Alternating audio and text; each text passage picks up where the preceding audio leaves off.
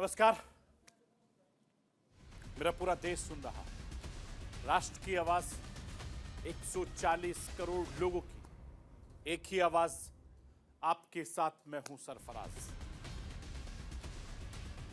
मैं सरफराज सैफी आपको बताना चाहता हूं, लोकसभा की लड़ाई अब काफी दिलचस्प हो गई है। चुनावी लड़ाई अब वार पलटवार से आगे निकलकर दावे और वादों पर आ गई है। एक तरफ बीजेपी है जिसके सारे नेता अब की बार 400 पार का नारा दे रहे हैं, तो दूसरी तरफ इंडिया गठबंधन के तमाम दलों के नेता अपने अपने नंबर बता रहे हैं। कांग्रेस अध्यक्ष तो शर्त लगाने के लिए तैयार हैं कि भारतीय जनता पार्टी 200 सीटों से ज्यादा नहीं जीतेगी। अखिलेश यादव बीजेपी को 140 सीट दे रहे हैं और ममता बनर्जी बीजेपी को 195 सीटों पर समेट रही हैं। आलम यह है कि हर राजनीतिक दल का नेता इस वक्त अपने अपने दावे कर रहा है। किसके दावे में कितना दम है ये 4 जून को पता चल जाएगा। मगर नंबर वाली लड़ाई इस वक्त हिंदुस्तान में सियासत में बहुत ज्यादा गरमाई हुई है। सवाल उठता है, आखिर किसको कितना नंबर आएगा, किसने क्या दावा किया है, किसके दावों में कितनी सच्चाई है और हकीकत क्या है, यह आज आपको राष्ट्र की आवाज के जरिए बताने, दिखाने, समझाने की कोशिश करूंगा। 3 चरणों में बचे हुए लोकसभा सीटों की 164 सीटों पर वोटिंग होनी है। उनमें से 2019 में बीजेपी की 97 समेत एनडीए ने 118 सीटें जीती थी। यूपीए को 10 सीटें मिल सकी। ऐसे में अगर ममता बनर्जी दावा करती है कि इंडिया गठबंधन 315 सीटें जीत रहा है, तो खरगे दावा कर रहे हैं कि 300 जीत रहा है, राहुल भी दावा कर रहे हैं कि बीजेपी हार रही है। तो सवाल उठता है कि 4 चरणों के चुनाव के बाद क्या अब नंबर गेम की राजनीति हो रही है? क्या स्विंग वोट का फायदा उठाने के लिए राजनीतिक दल एक दूसरे के लिए नंबरों की भविष्यवाणी कर रहे हैं, या फिर बचे हुए 3 चरणों में मतदान में सभी चुनावी मुद्दे आने बाकी हैं? यह एक बड़ा सवाल है।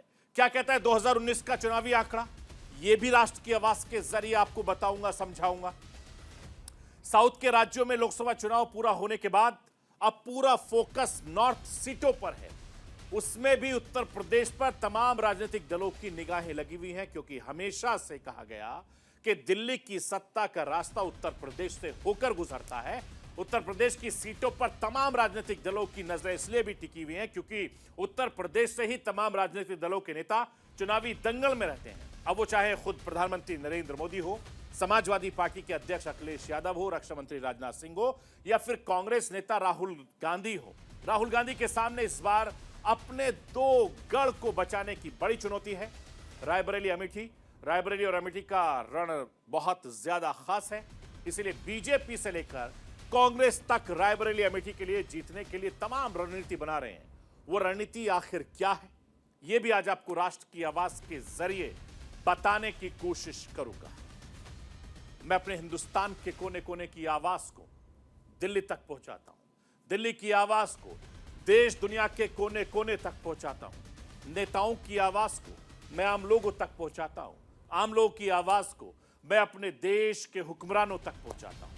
आपकी आवाज से मिलती है मेरी आवाज और बन जाती है राष्ट्र की आवाज।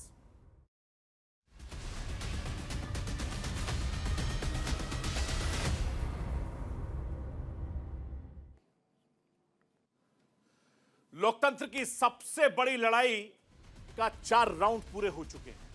अब 3 राउंड की लड़ाई बाकी है।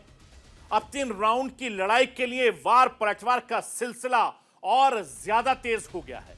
पिछले 4 चरणों की लड़ाई में चरण दर चरण सियासी दलों का चुनावी मुद्दा बदल रहा है। अब 5वें चरण से पहले सियासी दल अपनी अपनी जीत के दावे करने में लगे हैं।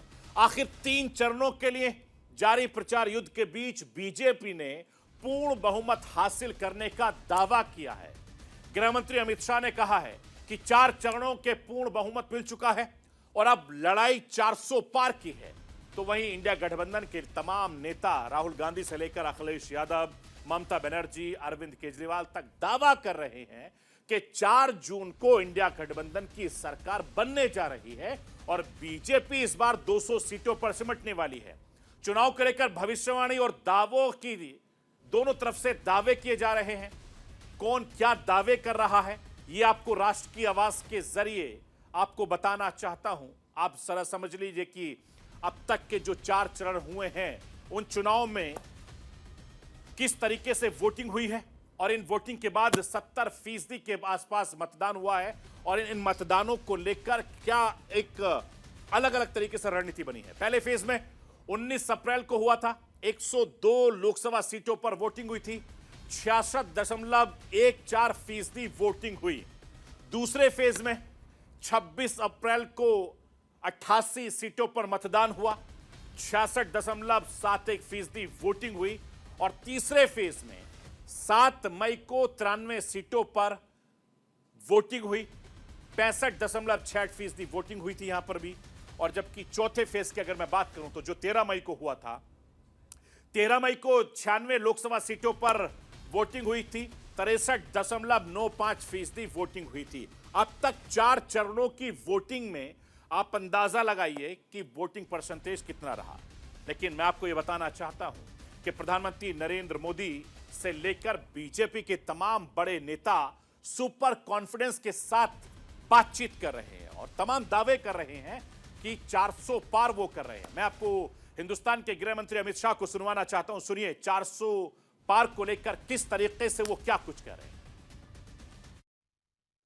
कहने आया हूं, 4 चरण पूरे हो गए हैं, 380 सीटों का चुनाव पूरा हो गया है। बंगाल में 80 सीटों का चुनाव पूरा हो, 18 सीटों का चुनाव पूरा हो गया है। आज मैं बताकर जाता हूं कि 380 सीट में मोदी जी 270 सीट लेकर पूर्ण बहुमत प्राप्त कर चुके हैं और आगे की लड़ाई 400 पार करने की है। बनगांव वालों बताओ, 400 पार कराओगे क्या? जोर से बोलो, कराओगे क्या? बंगाल में 30 से ज्यादा सीटें जिताओगे क्या? सिर्फ भारतीय जनता पार्टी नहीं, जो 4 चरणों में वोटिंग के बाद बहुमत के दावे कर रही है, इंडिया गठबंधन के तमाम बड़े नेता भी अपने अपने जीत के दावे कर रहे हैं।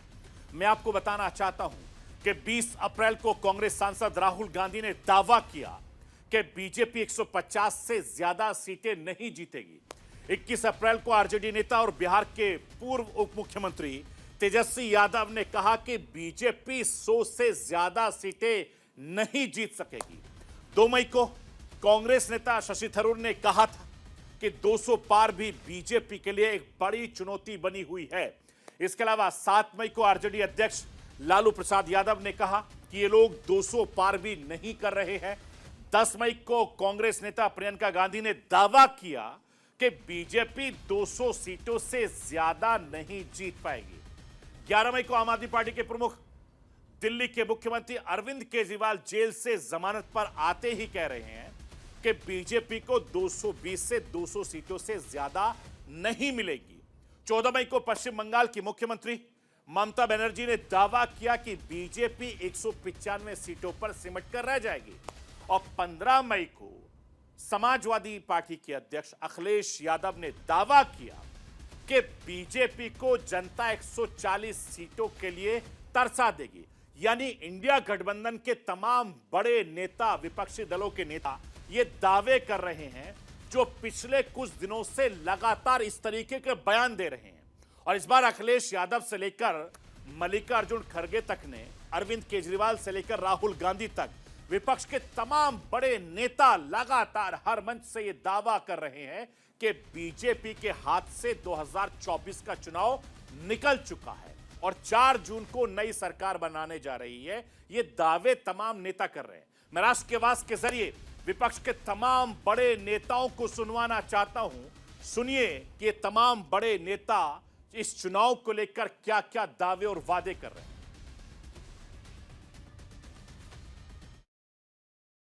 लोगों को मुफ्त खाना दे 5 केजी देके।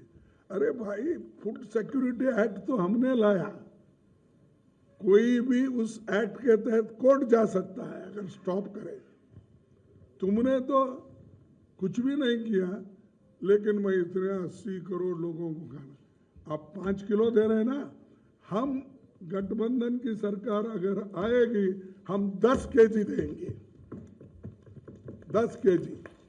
पहले का जो भी है वो तो है, लेकिन 10 केजी हम देंगे। और ये गारंटी के साथ इसलिए कह रहा हूं कि हम जो करे हैं, अब कर्नाटक में हम किए, जनता में दिखाई दे रहा है आने वाले समय में 140 करोड़ की जनता भारतीय जनता पार्टी को 140 सीटों के लिए भी तरसा देगी। भारतीय जनता पार्टी का रथ फंस नहीं गया है, धंस गया है, और इसीलिए उनकी भाषा बदली है। जो उन्हें अपने काम पर वोट मांगना था, वो अपनी भाषणों में भाषा बदल दी है। पिछले 20 घंटे में मैंने जो बातचीत करी है, कई बड़े बड़े एक्सपर्ट से बात की, चुनाव विश्लेषकों से बात की, सेफोलॉजिस्ट से बात की, जनता से बात की, फोन पे लोगों से। मेरा अपना आकलन है कि 4 जून के बाद इनकी सरकार नहीं बन रही, मोदी सरकार नहीं बन रही। दोस्तों, अगर मैं गलत हूं तो मेरे को बताना। हरियाणा में इनकी सीट कम हो रही है, राजस्थान में कम हो रही है, कर्नाटक में कम हो रही है, दिल्ली में कम हो रही है, बिहार में कम हो रही है, महाराष्ट्र में कम हो रही है, कर्नाटक में कम हो रही है, बंगाल में कम हो रही है, झारखंड में कम हो रही है। बढ़ कहां रही है? यूपी में कम हो रही है, बढ़ कहां रही है? बढ़ एक भी जगह इनकी सीटें नहीं बढ़ रही हैं। 2024 4 जून नरेंद्र मोदी हिंदुस्तान के प्रधानमंत्री नहीं रहेंगे। आप लिख के ले लो, नरेंद्र मोदी जी हिंदुस्तान के प्रधानमंत्री नहीं बन सकते हैं। हमने जो करना था, जो काम, जो मेहनत करनी थी, हमने कर दी है। अब आप देखना, उत्तर प्रदेश में हमारे गठबंधन को 50 से कम 1 सीट नहीं मिलने वाली है। ये विपक्ष के तमाम वो बड़े चेहरे हैं जो लगातार ये दावा कर रहे हैं कि भारतीय जनता पार्टी की सरकार नहीं बनेगी, और जिस तरीके से भारतीय जनता पार्टी को घेरने की कोशिश कर रहे हैं, अलग अलग जगह पर अलग अलग तरीके से बयानबाजी हो रही है। लेकिन मैं आपको बचाना चाहता हूं कि 4 चरणों की लड़ाई के बाद अब हथियार बदल दिए गए हैं। अब सत्ता पक्ष हो या विपक्ष हो, दोनों में हाई जोश और कॉन्फिडेंस के साथ मतदाताओं को अपनी तरफ रिझाने की कोशिश हो रही है।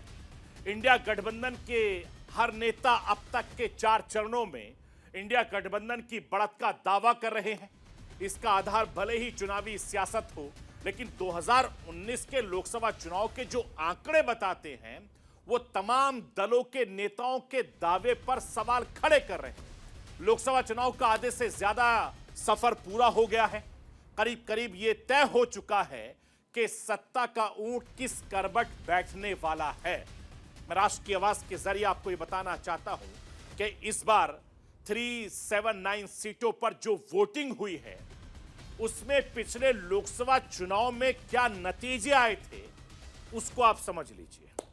कुल सीटें थी 379, और जिसमें एनडीए के पास गई थी 234 सीटें, जिनमें अगर सिर्फ बीजेपी की बात करूं तो भारतीय जनता पार्टी को 206 सीटें मिली थी, और यूपीए को उस वक्त 2019 में 84 सीटें मिली थी। जिसमें अगर सिर्फ कांग्रेस की मैं बात करूं तो कांग्रेस को महज 43 सीटों पर सिमट गई थी और दूसरी जो पार्टियां थी उनको 61 सीटें मिले थे। ये आंकड़ा 2019 का है, मतलब 2019 में कांग्रेस ने जो 52 सीटें जीती थी उसमें 43 वही सीटें थी जिन पर 4 चरणों में चुनाव हो चुका है। और शायद यही वजह है कि कांग्रेस का जोश हाई है। इसलिए मल्लिकार्जुन खड़गे ये कह रहे हैं, राहुल गांधी भी कह रहे हैं कि लिख कर ले लो 4 जून को नरेंद्र मोदी प्रधानमंत्री नहीं बनने वाले हैं। ये दावा कर रहे हैं नेता। हालांकि बीजेपी का अपना दावा है। होम मिनिस्टर अमित शाह कहते हैं कि पिछली बार जो सीटें हमने जीती थी उसमें से 206 सीटें उन्हें मिली थी, लेकिन इस बार 379 में से 270 पार हो चुकी हैं। ये अमित शाह दावा कर रहे हैं। अब बाकी के बची सीटों का गणित भी मैं राष्ट्र की आवाज के जरिए आपको दिखाना चाहता हूं। 5वें चरण की जिन 49 सीटों पर मतदान होना बाकी है उनमें 2019 में बीजेपी ने 32 सीटें जीती थी और कांग्रेस ने 1। छठे चरण में जिन 58 सीटों पर वोटिंग होनी बाकी है उसमें साल 2019 में बीजेपी ने 40 सीटें जीती थी, कांग्रेस का खाता भी नहीं खुला था। इसी तरीके से 7वें चरण की जिन 57 लोकसभा सीटों पर चुनाव होना बाकी है, 2019 में भारतीय जनता पार्टी ने उसमें 25 सीटें जीती थी, जबकि 2019 में कांग्रेस को महज 8 सीटें मिली थीं। इसी तरीके से बीजेपी दावा कर रही है कि वो 400 पार जा रहे हैं। मैं आपको यह भी बताना चाहता हूं 164 सीटों में से 2019 में बीजेपी को 97 सीटें मिली थी, कांग्रेस को लोकसभा की 9 सीटें मिली थी और इस हिसाब से पिछली बार के नतीजों को अगर आधार मानकर देखा जाए तो बची हुई 164 सीटों में एनडीए 118 सीटों पर, जबकि यूपीए को 10 सीटों पर काबिज है और बाकी जो दूसरी पार्टियां हैं उनको 36 सीटों को मिला था। अगर जोड़ लिया जाए सबको मिलाकर तो यूपीए का आंकड़ा 46 के पार नहीं जा रहा है। ये आंकड़े बता रहे हैं, लेकिन ये चुनाव है। चुनाव में नारे हैं, नंबर जोश है, गारंटी के दावे तमाम पार्टियां कर रही हैं। दावों का क्या, फैसला आपके हाथ में है, मतदाताओं के हाथ में, जिन्होंने वोटिंग की है उनके हाथ में, या जो वोट करने वाले हैं उनके हाथ में। लेकिन इस वोटिंग के जंग में आखिरी दौर में कोई भी नेता कोई कोर कसर नहीं छोड़ रहा है। तमाम वादे कर रहे हैं, दावे कर रहे हैं। आखिरी दौर के लिए नेता अपने तर्कस के तमाम तरह के तीर निकाल रहे हैं और 164 लोकसभा सीटों के लिए रणनीति बना रहे हैं, जीत के वादे कर रहे हैं, दावे कर रहे हैं। कांग्रेस के अध्यक्ष जो हैं मल्लिकार्जुन खड़गे वो भी दावे कर रहे हैं, बीजेपी पर हमला बोल रहे हैं। अगर इंडिया गठबंधन की सरकार बनी तो 10 किलो फ्री अनाज भी मिलेगा। ये दावा मल्लिकार्जुन खड़गे कर रहे हैं जो कांग्रेस के मौजूदा अध्यक्ष हैं। सुन लीजिए उनको भी आप। 80 करोड़ लोगों को मुफ्त खाना दे, 5 केजी देके। अरे भाई, फूड सिक्योरिटी एक्ट तो हमने लाया, कोई भी उस एक्ट के तहत कोर्ट जा सकता है अगर स्टॉप करे। तुमने तो कुछ भी नहीं किया, लेकिन मैं इतने 80 करोड़ लोगों को खाना, आप 5 किलो दे रहे हैं ना। हम गठबंधन की सरकार अगर आएगी हम 10 केजी देंगे, 10 केजी। पहले का जो भी है वो तो है, लेकिन 10 केजी हम देंगे। और ये गारंटी के साथ इसलिए कह रहा हूं कि हम जो करे हैं, अब कर्नाटक में हम किए। मैं आपको यह बताना चाहता हूं कि साउथ में लोकसभा चुनाव पूरा होने के बाद तमाम राजनीतिक दलों का फोकस नॉर्थ सीटों पर है, जिसमें उत्तर प्रदेश पर सबकी ज्यादा लगी हुई हैं। लोकसभा की सबसे ज्यादा सीटें उत्तर प्रदेश में हैं। उत्तर प्रदेश इसलिए भी ज्यादा चर्चा में है क्योंकि बड़े बड़े दलों के नेता उत्तर प्रदेश से चुनाव लड़ रहे हैं, चाहे वाराणसी हो, रायबरेली हो, अमेठी हो, कन्नौज हो, मैनपुरी हो। उत्तर प्रदेश में इस वक्त सबसे ज्यादा हॉट सीटें हैं, जिनमें कांग्रेस मैनपुरी का चुनाव हो चुका है। अब अमेठी, रायबरेली से लेकर वाराणसी जैसी सीटों पर इस वक्त सबकी नजरें टिकी हुई हैं। वाराणसी से प्रधानमंत्री नरेंद्र मोदी के नामांकन पत्र के बाद शक्ति प्रदर्शन किया गया। प्रधानमंत्री नरेंद्र मोदी ने लगातार तीसरी बार वाराणसी से दंगल में उतर चुके हैं। वैसे वाराणसी भी पूरा जो गढ़ है वो भारतीय जनता पार्टी का गढ़ है, बीजेपी का पुराना गढ़ है। पीएम मोदी के चुनाव लड़ने के बाद से वाराणसी बीजेपी के लिए और ज्यादा मजबूत किला बना लिया है। उत्तर प्रदेश में कांग्रेस की चुनौती अपने गढ़ को बचाने की है। उसमें रायबरेली है, अमेठी है, कांग्रेस की पारंपरिक सीट है। और अमेठी में भी पिछली बार स्मृति ईरानी ने राहुल गांधी को हराकर कांग्रेस के पुराने गढ़ पर कब्जा कर लिया था। लेकिन इस बार राहुल गांधी वायनाड के बाद रायबरेली से भी चुनावी दंगल में है और रायबरेली पर लगातार 4 बार सोनिया गांधी चुनाव जीतती आई हैं। 2019 के चुनाव में भले ही राहुल गांधी अमेठी से हार गए हों, लेकिन सोनिया गांधी ने रायबरेली में परिवार का झंडा बुलंद रखा। उत्तर प्रदेश में कांग्रेस की ये एकमात्र सीट है, जीत है।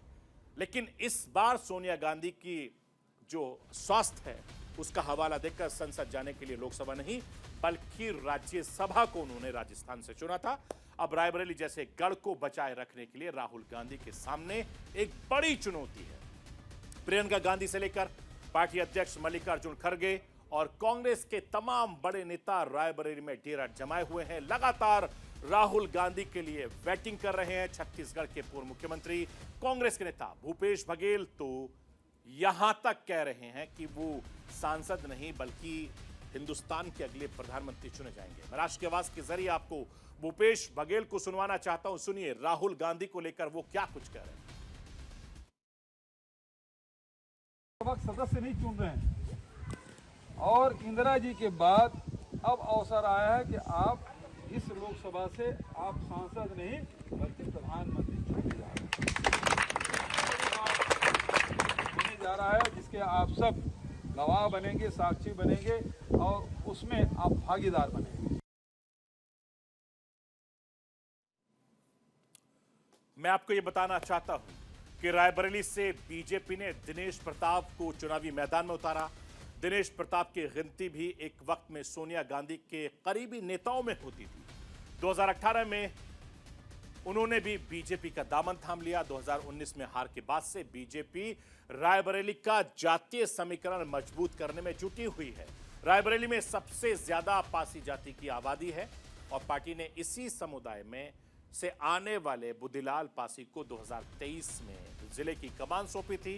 मैं राष्ट्र की आवाज के जरिए आपको रायबरेली में बीजेपी और कांग्रेस की रणनीति क्या है वो भी राष्ट्र की आवाज के जरिए आपको बताना चाहता हूं। रायबरेली में ठाकुर समुदाय के 9% वोट है, जिसे साधने के लिए पार्टी ने दिनेश प्रताप सिंह को चुनावी मैदान में उतारा है। दूसरी तरफ 2019 में कांग्रेस ने अपने संगठन में कोई फेरबदल नहीं किया है। मनोज पांडे के जरिए पार्टी को ब्राह्मण वोटों से सेंध लगाने की उम्मीद है और दूसरी तरफ कांग्रेस 2022 के विधानसभा चुनाव में करारी हार के बावजूद जिले अध्यक्ष पंकज तिवारी को नहीं बदल पाई।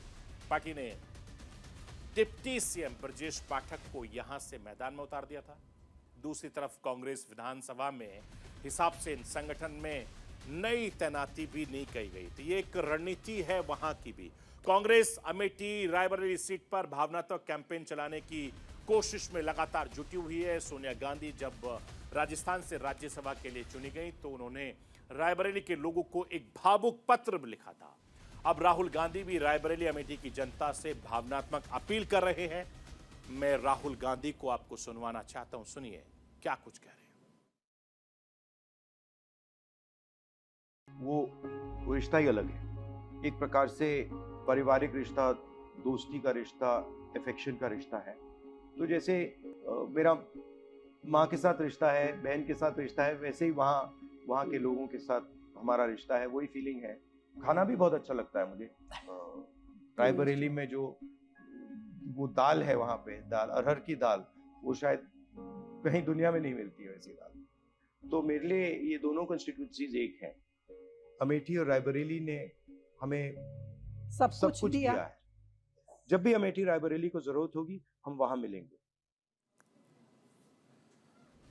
मैं आपको ये बताना चाहता हूं कि उत्तर प्रदेश की लड़ाई इस बार बहुत ज्यादा दिलचस्प हो गई है, चूंकि कांग्रेस की समाजवादी पार्टी के साथ दोस्ती हो गई है, गठबंधन हो गया है। समाजवादी पार्टी को 2022 के विधानसभा चुनाव में रायबरेली से 4,10,000 वोट मिले थे और पार्टी में 5 में से 4 सीटों पर जीत दर्ज की थी। यानी रायबरेली से राहुल गांधी के चुनाव में सबसे अहम रोल गठबंधन बनाकर लड़ने वाले अखिलेश यादव का हो सकता है। वो अखिलेश यादव जो कहते हैं कि गठबंधन करते वक्त ही साफ कर चुके थे कि परिवार के किसी ना किसी सदस्य को यूपी से चुनाव लड़ना होगा। अब राहुल गांधी ने रायबरेली से जब पर्चा भरा तो अखिलेश यादव को जीत का भरोसा वो लगातार दिला रहे हैं।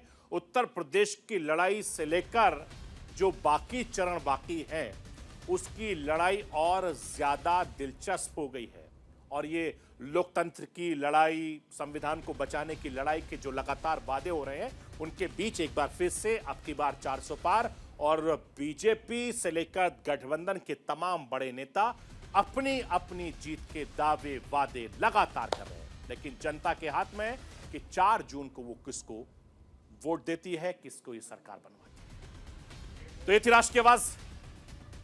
बाकी खबरों के लिए आप बने रहिए न्यूज इंडिया के साथ। कल रात 9 बजे फिर होगी मुलाकात।